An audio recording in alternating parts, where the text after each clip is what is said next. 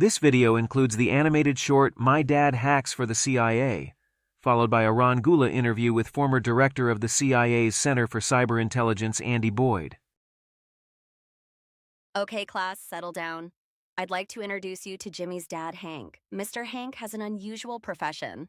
That's right, Miss Johnson. I hack for the CIA. Who has questions?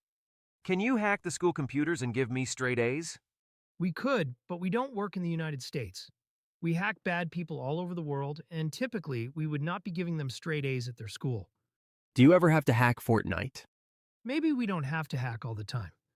Just knowing enough about a target's interest could allow us to have an agent go on a Fortnite raid and get to know a target. Which reminds me, everyone here should be very careful who you interact with online. Do you work in a secret underground lair with a bunch of computers? No. We do work in secure buildings with many other computer professionals. Not a lot of windows, but not underground. Can you hack the bell so we can go to recess early? I like the way you think. Sometimes hacking for the government is more about influencing when things happen. If you can change a bell to call recess, maybe you can also schedule a guard to leave their post. Just like in the movies, but with a lot more people working together and no cool soundtrack. Do you know James Bond? He's not really a real person, and he's British. We do get to work closely with many partners of the United States, including the British. James Bond worked for a British intelligence agency called MI6. Can you listen to my phone calls when I'm talking with my friend Jilly? If you both lived in a foreign country and we were directed by the President of the United States, yes, we would find the best way to listen to your conversations, and you would never know. All your chats, too. That's really scary that you can do this. It is, but it's also a huge responsibility.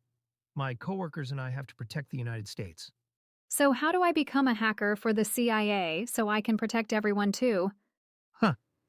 You have to understand how computers, software, and the internet works, almost better than the people who make them. But you also have to be trustworthy. We do background checks on everyone, so you can get a top-secret clearance. So who wants to work for the CIA when they grow up? Hi there, it's Ron Gula from Gula Tech Adventures, and in this week's video, I sit down with Andy Boyd, and we are going to talk all about cybersecurity, the intelligence community, and what's in store for cyber for the U.S. government post the Trump election. Andy, how's it going? It's going great, Ron. Thanks for having me. I'm thrilled that you're here, and just given your background, I thought it would be proper to kind of maybe even read a little bit from your bio. So just to give people a little set of your career. Andy Boyd was a senior intelligence service officer in the Central Intelligence Agency's Directorate of Operations, DO. His most recent assignment was director of the CIA's Central for Cyber Intelligence, CCI, which is responsible for intelligence collection, analysis, and operations focused on foreign cyber threats to U.S. interests. Now that's a mouthful, and I can go on and on and on, but tell everybody out there kind of how did you get into working at the CIA? You ended up there. You didn't really start there, right? Yeah, but I graduated from the U.S. Air Force Academy in 1993. I spent 5 years as an intelligence officer in the Air Force. Then I joined the State Department. I learned Arabic, spent 10 years in the field at various embassies across the Middle East, and then eventually migrated into CIA, doing a lot of work on counterterrorism, more field work with the CIA in leaderships, positions and stations around the world. And then eventually in January 2020, I became the director for CCI, as you noted. Now, to the general public, they see Mission Impossible, they see Get Smart, they see these different things about the agency. What are some of the biggest misconceptions about the agency? And then is that even harder for cybersecurity? I mean, it is. As a matter of fact, when I revealed to my oldest daughter that I was a CIA guy, she said the first question was, do you carry a gun? And have you ever lowered yourself into a small hole on a rope, like Mission Impossible? And I said, well, yes, I've carried a gun when the mission required it. But no, I've never lowered myself into a small hole with a rope. So, there are movies that do characterize the CIA mission correctly, but I don't think there's a single movie that covers the cyber mission, although we should consider making one. So I'm trying to do that with our videos here and trying to bring some life into that. I was recently at the White House and we saw an NSA video on a cyber exercise where the West Point cadets had won that. And it was still exciting, but dudes on computers. And I have a feeling like even at the deepest, darkest parts of the CIA, it's still dudes on computers when it comes to cyber, right? Yeah, I mean, just to give your audience an understanding, I mean, CCI, the Center for Cyber Intelligence, is the mission manager for all things cyber. It's not a defense organization. I was not the CISO. That was someone else. But we did all the offensive cyber mission, which means intelligence collection and other missions as directed by the president. And then all the strategic analysis in CIA on strategic cyber threats, nation-state cyber threats, and non-nation-state cyber threats, and then all the technology that goes into running those operations. What is something you wish the general public knew about the men and women who are doing that mission right now? So, yeah, I did a podcast on an Australian cybersecurity podcast called Risky Biz back when I was still director for cyber. And what I said was I wanted to sort of peel back, the mystery behind it and make people realize that if you're a technologist, if you're a computer scientist, if you're an electrical engineer, or you're technology adjacent, you're a political scientist who has interest in technology and an understanding of it, that CIA should be the employer of choice. Obviously, NSA is deep into this technology, but CIA has always had a technological workforce. We have had some aspect of operations in internet protocol space since the internet was invented, and we do some extraordinary operations to defend this country. And I would like to also thank you not only for coming to Gula Tech Adventures World Headquarters, but you are deep, deep, deep in NSA territory. And I do enjoy the rivalry sometimes between the agencies and whatnot, but also really in having a chance to sit down with you. So when it comes to like this mission of cyber, your job is to basically, break in, find the intelligence, find the people, find that stuff. Does any of what you do there, because we can't go into the actual operations, but like, do you wish people did things different to make sure Americans weren't like that kind of target?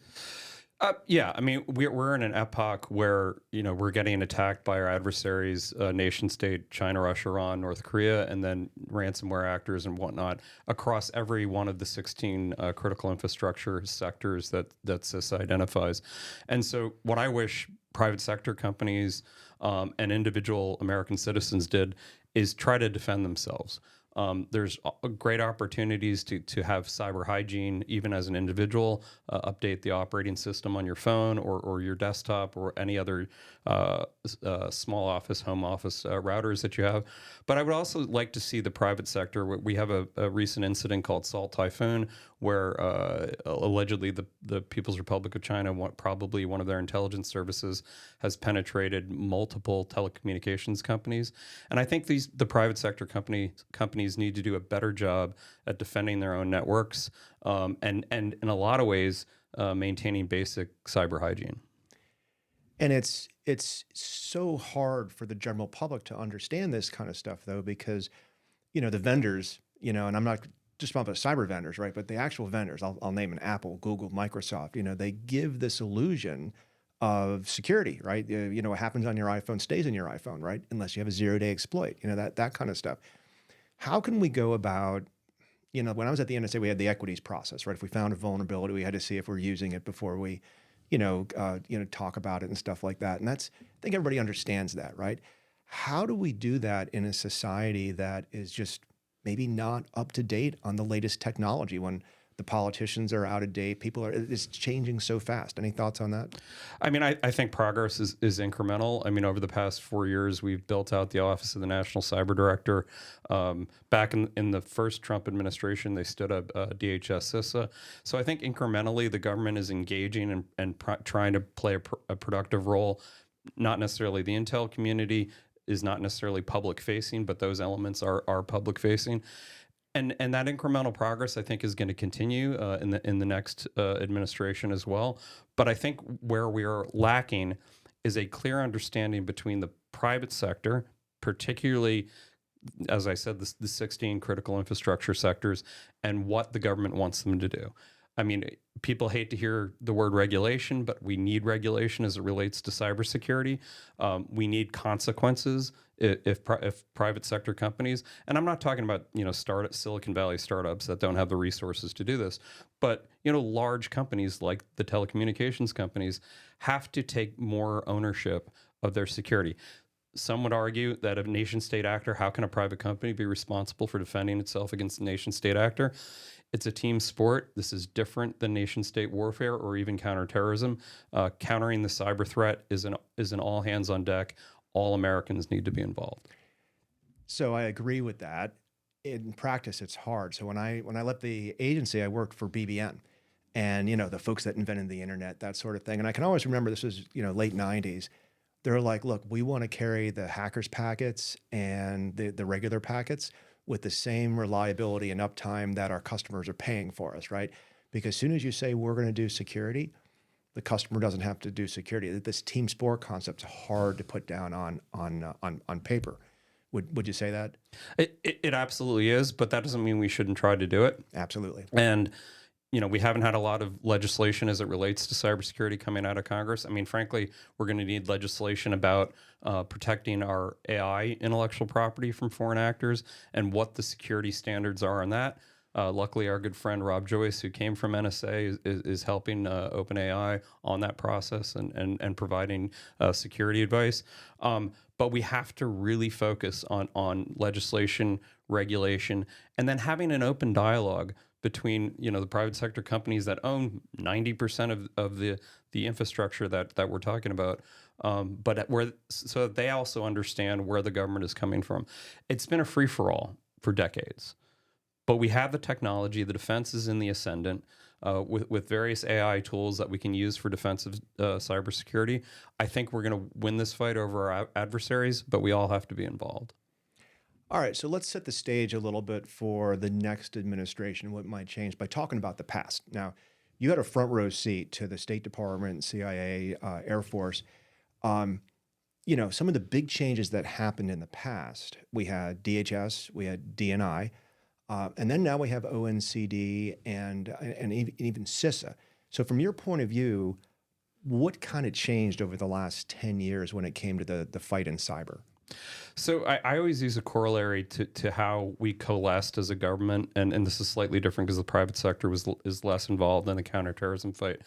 But 9/11 happened obviously in 2001. Over the course of the next 18 months, in the beginning, CIA was going one way, NSA was going another, the special operations community was going another. But over the next 18 months, we coalesced into a one team, one fight approach to counterterrorism. I think we're kind of in that epoch where we're about to coalesce. We're doing a lot of individual things. But the stand-up of CISA back in the first Trump administration, the stand-up of ONCD, which, directed actually by Congress, that was not, the White House did not stand that up on their own. I think that's an indicator that we're coalescing around this mission. I think the next step and the next administration come January 20th is going to have to consider this. Do they need to readjust the mission lanes in CISA, in ONCD, and in the cyber component in the National Security Council? They may make some significant changes on that. But it's good to periodically reassess those roles. Does the intelligence community need to reassess its role? I don't think so from an intelligence collection and analytic perspective. Whatever the national security threat is, CIA collects information and writes analysis that informs the decision maker. That's not going to change.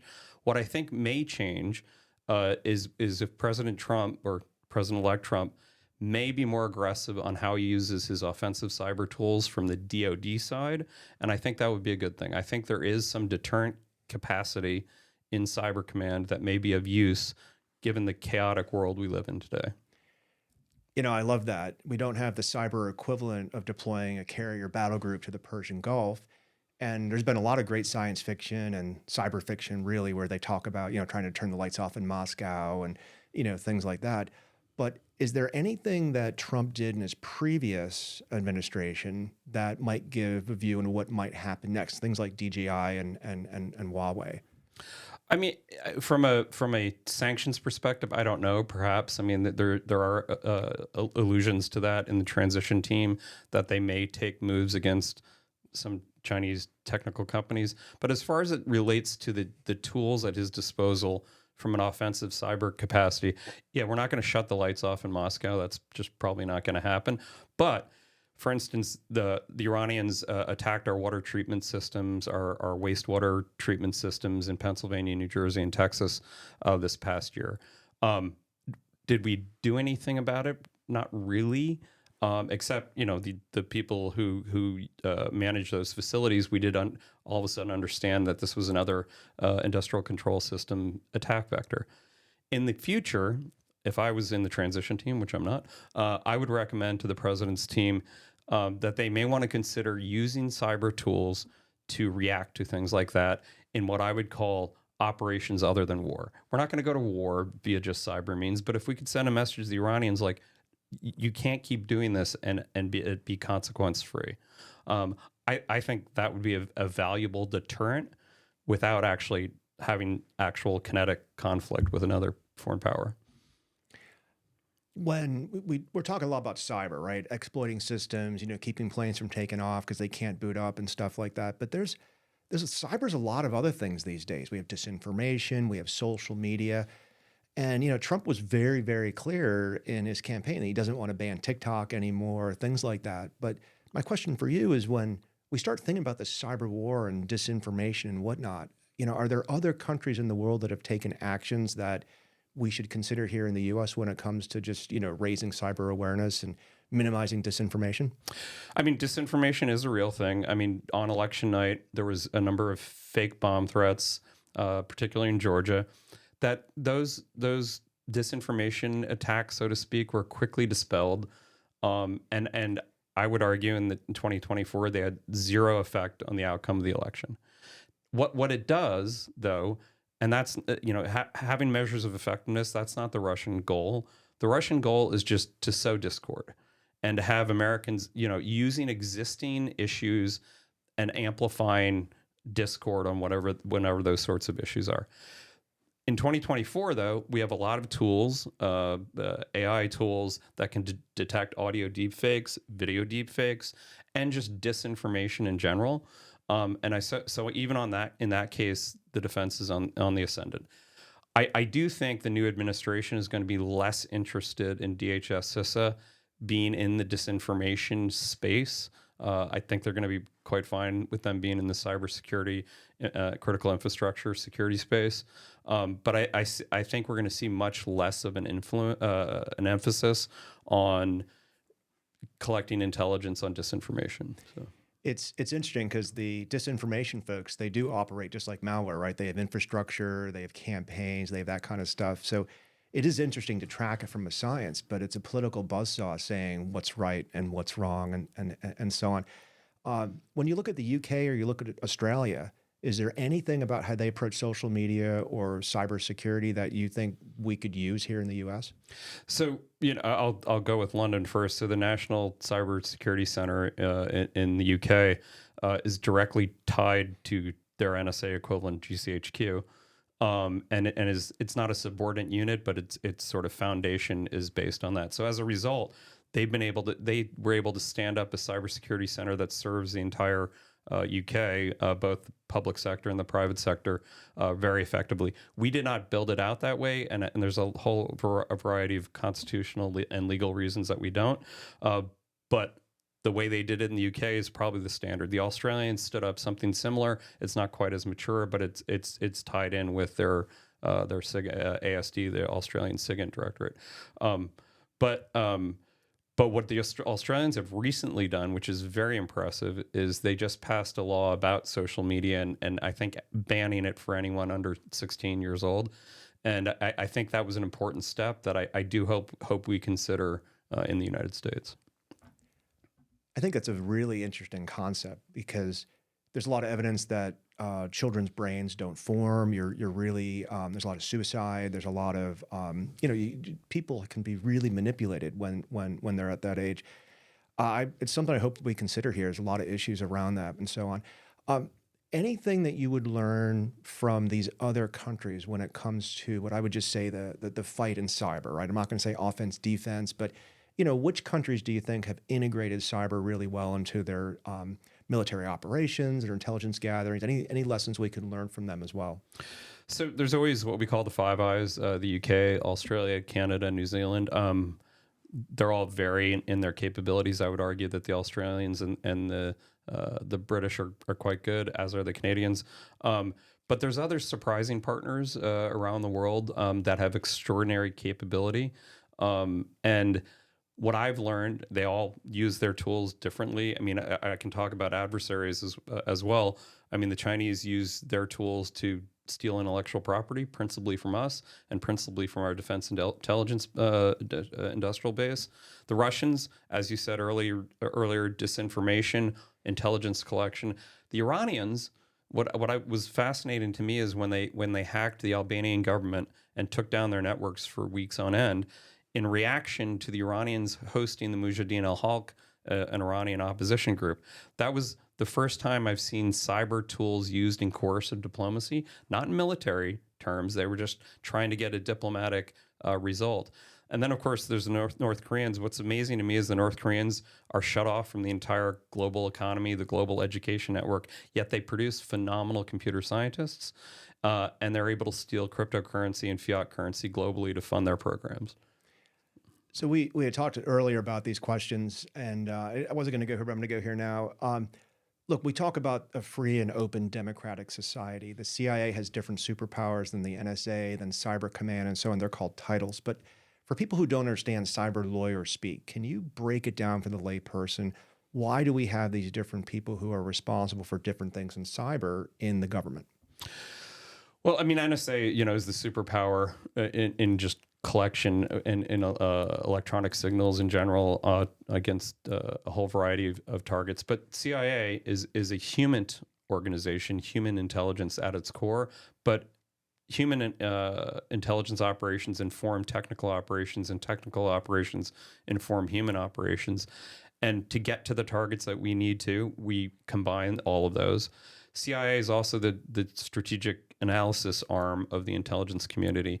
And so we have cyber analysts in CIA because they produce the president's daily brief on down to, working level indications and warning products on cyber threats. You were talking about titles.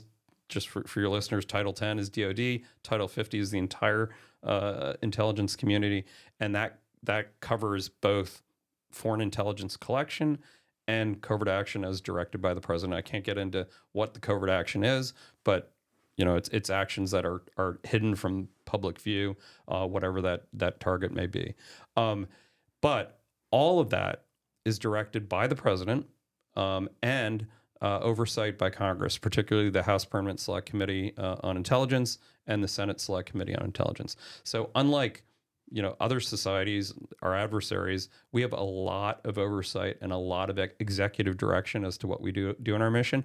And I mean, my entire career at CIA, I'm glad we had that because I not only was a CIA employee, I'm an American first, and I don't want to live in a society where intelligence agencies are allowed to do whatever they want to do.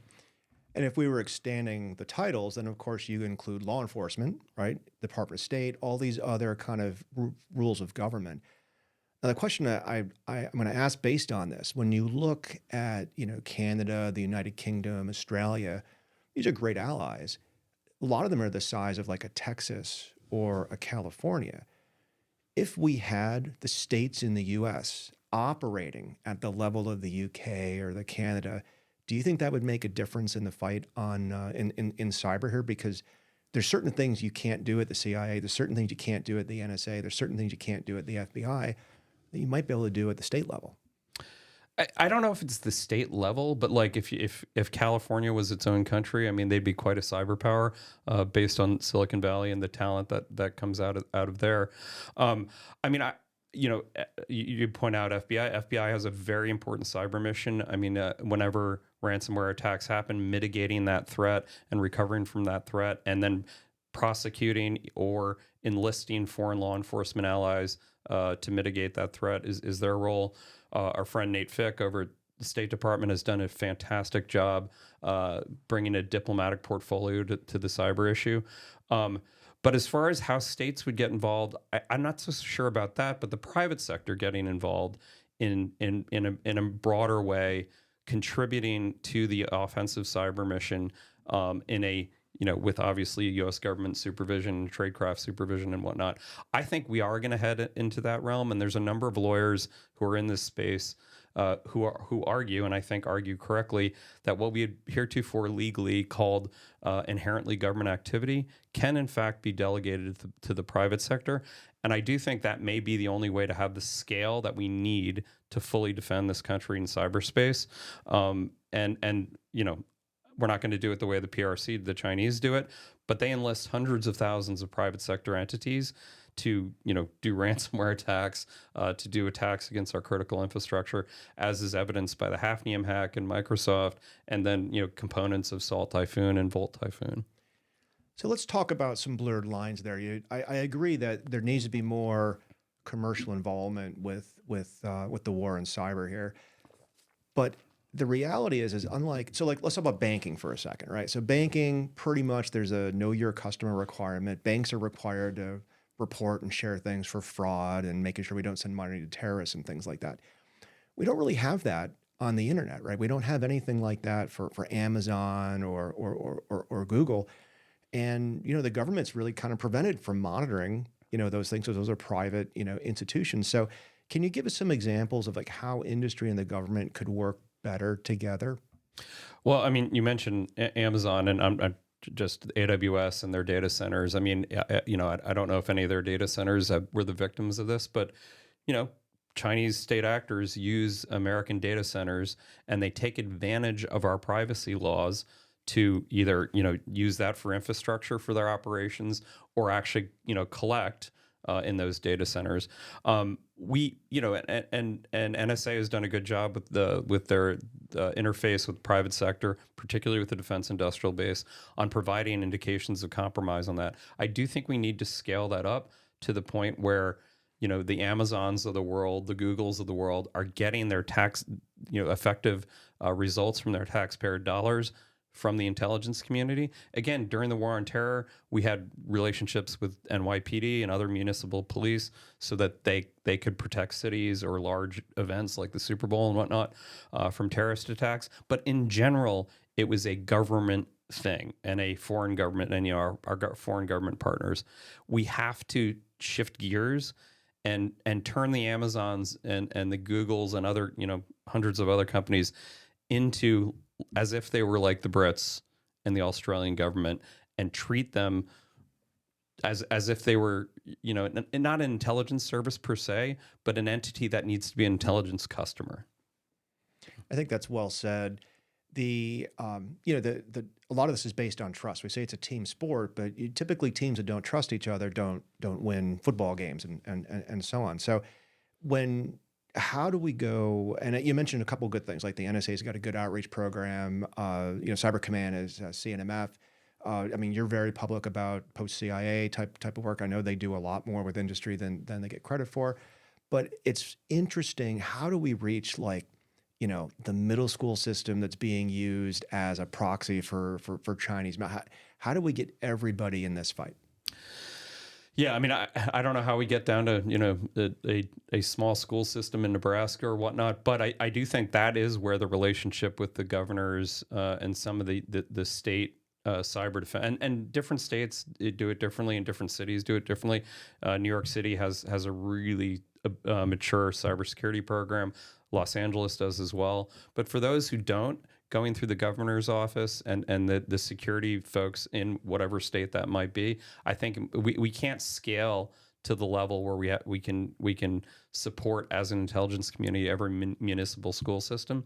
But I do think the state governments can with our help. Yeah, what I'm trying to do is, kind of poke fun, not really fun, but be cheeky about this whole of government thing. 'Cause a lot of times when it's a whole of government effort, man, sometimes it works, but a lot of times people roll their eyes and nothing gets done. States are responsible for police, fire, water, that sort of stuff. And if we can get cyber into that, I'm kind of hoping that's gonna go there. Have you seen anything like that besides? I think the most successful thing in the state level was like the New York Cyber Crimes Task Force, right? Yeah. I haven't, but that doesn't mean we can't do it. I mean, even before Avril Haines came in as the director of national intelligence, I mean, she wrote a paper along with a number of other folks about the need for the intel community to be of more value to local municipalities, states, and the private sector. I think we made a lot of progress over the past 4 years towards that. And actually before that, in the first Trump administration, very quietly the intel community supported DHS, CISA, and others with Operation Warp Speed, trying to get indications of compromise and other foreign threats, stealing intellectual property from pharmaceutical companies and whatnot, who clearly didn't have security clearances or wouldn't need to, and didn't normally have an interface with the intel community. They didn't have to interface with the intel community because they interfaced with the rest of the government who received our intelligence analysis, which was derived from our collection. And we can't scale it to cover the entire country, but we can certainly feed that material to various state governments. I think nation state and non-nation state cyber threats are an existential threat to our national security. So you do need to add that to the police, fire, and all the other counterterrorism apparatus that most states have. That's what I've been telling my governor friends, and I don't think they've gotten that yet. So it's interesting. I mean, I'll say a very recent example to just put a fine point on it. Not necessarily a state actor, a ransomware actor. United Healthcare, Change Healthcare, massive hack of Change Healthcare, which shut down distribution at CVS and Walgreens and all the pharmacies. The ransomware payment itself was $22 million, but the cost to United Healthcare is north of $2.1 billion and growing today. I mean, if you multiply that across all 16 critical infrastructure sectors and the thousands of companies, I mean, that's an existential threat to our economy, but also to people. I mean, there were probably a lot of sick elderly people, young kids with various medical issues who could not get their drugs. I mean, that's a threat to life and limb. I think that's also well said. From where you sit now, how do you look at artificial intelligence and its impact on the cyber fight, the impact on the economy? And then, we mentioned China and intellectual property theft. How do you feel about artists and people having their works, kind of hoovered up by OpenAI? And is that a bigger loss of intellectual property than even to China? I mean, first of all, I don't think the robots are coming for us, so I think we're going to be okay on that front. ChatGPT did open that up into a national dialogue, so we can be thankful for that. Again. There was an AI executive order that came out of the White House, written by my friend Ben Buchanan. It was a really well done EO. I hope I understand there's some points in there that some in the AI community think are too restrictive and may hinder innovation. Maybe that's the case. Maybe that's not the case. But I do hope the new administration does not throw out the baby with the bathwater. There's been a lot of good thinking that's been done by this administration and in Congress. There's some 30 some odd draft bills that haven't seen the light of day in Congress, and they won't before the next Congress. But I do think we have to coalesce around some regulation that does not constrain innovation, but does address safety issues and addresses the issue of our intellectual property theft, particularly by the Chinese, algorithms flying out the door, and in an unprotected way. So you talk about regulation. Let's kind of go, piece by piece. Let's assuming you're president or you get to make a wish and change some regulations, right? So what's one of the first regulating bodies that you would want them to make some sort of cyber policy or regulation change in the federal government? I mean, it's not a regulating body per se, but they make laws. I want Congress to engage more actively, and they really haven't. I mean, frankly, the and we've talked about the Cyber Solarium Commission. That was the last big act that they had. They need to re-engage on cybersecurity and make it a priority. They've had a whole different slew of priorities. It's going to be really hard with a 3-vote or 3-seat majority in the Senate. And depending on what time of year it is, 2 to 3 to 4 in the House. But in a bipartisan manner, Congress really needs to pass legislation because the regulating bodies, I mean, the SEC or others, they can do their thing. But there isn't even any legislation for some of these regulating bodies to do their job. All of that has yet to be invented, and the only place that it can really be invented, and then that gives the guidance to the regulating agencies, is in Congress. I mean, the administration, the President-elect Trump, has made it very clear that he doesn't want unelected bureaucrats, regulating agencies calling their own shots. Great, that's a good challenge for Congress to pass some legislation that's relevant to cybersecurity and AI. Is there any type of legislation in particular that you wish was going to be passed? Yeah, I mean, I don't know if I say this as a former CIA guy or as a father. I would love to see an editing, not throwing out the baby out with the bathwater, but an editing of Section 230 of the 1996 Communications Decency Act. I think that was written, before the internet as we know it existed, before social media was even a thought. I think, the content on social media and the ad-driven algorithms, or the algorithm-driven ads, are having a really negative effect on our kids. I have teenage daughters. I shudder to think the things that are coming through their screens, because I can't, look at their screens all day long. But I think it's on Congress to draft a legislation that does not constrain innovation, once again, that does not constrain First Amendment rights, that does not invade people's privacy, but still takes a rational look and a rational rewrite in 2024, 2025, by the time the Congress is in, of a law that was written in 1996 and is basically irrelevant today. Where are you on, I'll just call it privacy? And when I say privacy, let's talk everything from decrypting the phones from the San Bernardino terror people, all the way up to like, hey, I'm a customer of pick one, AT&T and Verizon, and oh my God, I'm surprised that they sell what I do online. So what do you think we could do to kind of increase privacy here in the U.S.? I mean, I think there actually is probably more bipartisan agreement on data privacy than there is on some of the other AI issues and some of the other cybersecurity issues. So yeah, to your point, I mean, we should pass some laws on that.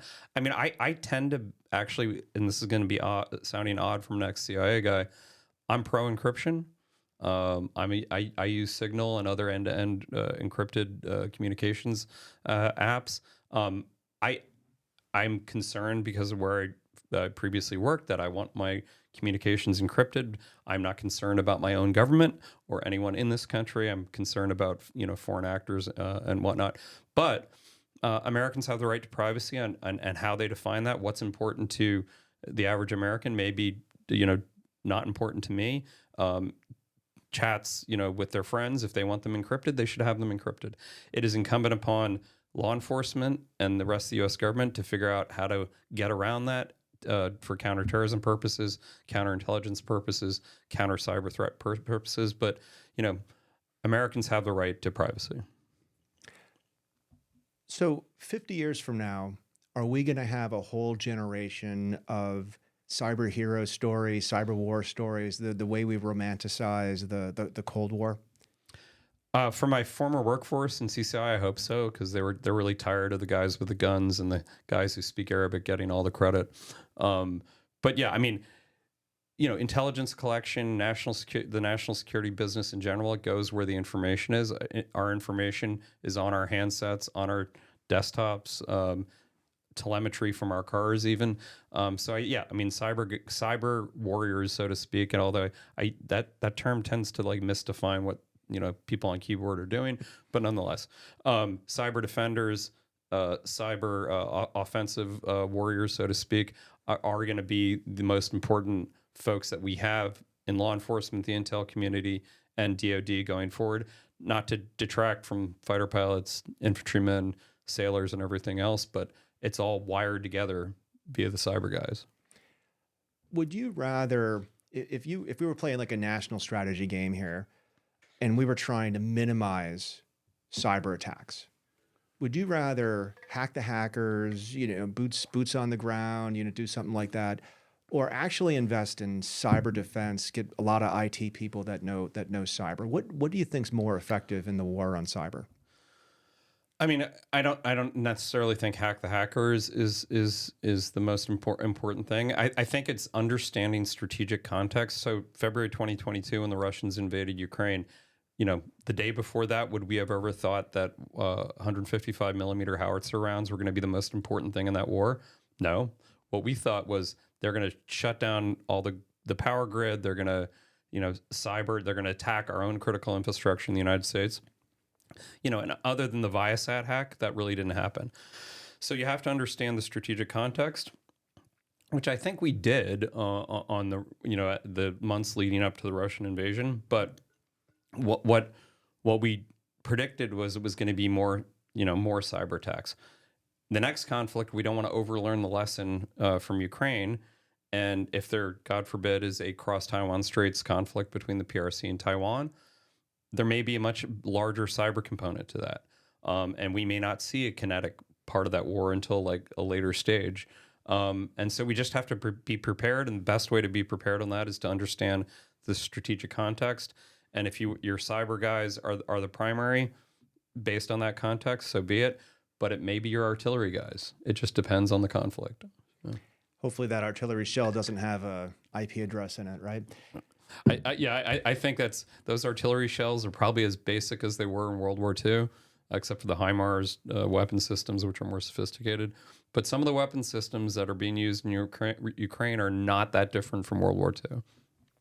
So. All right, so let's do some rapid fire questions to kind of close this out here. I'm just going to throw out, this is cyber news paparazzi, right? So I'll just start with exploding pagers.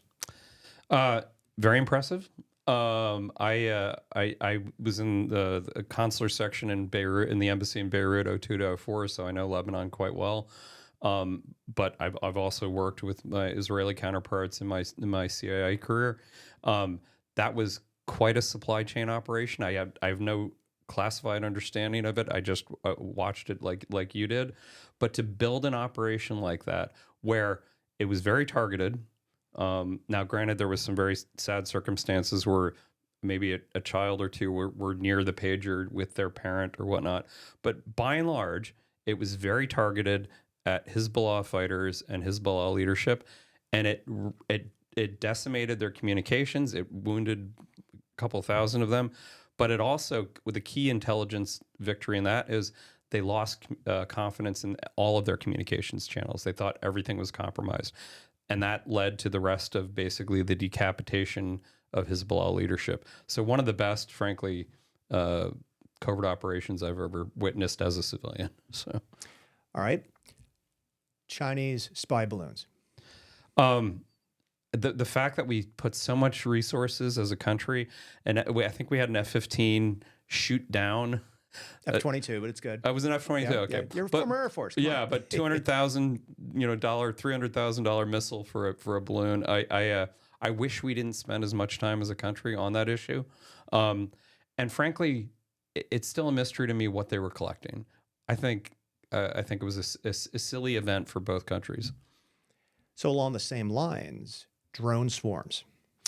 So that is a real issue. I mean, the days of MQ-9s, the propeller driven, with the missiles hanging off of them, you're not going to fly those over contested airspace. It's just not going to happen. But what you can do, if you had 500, small quadcopters, each with a small explosive on it, I mean, you could destroy an airbase. That worries me greatly.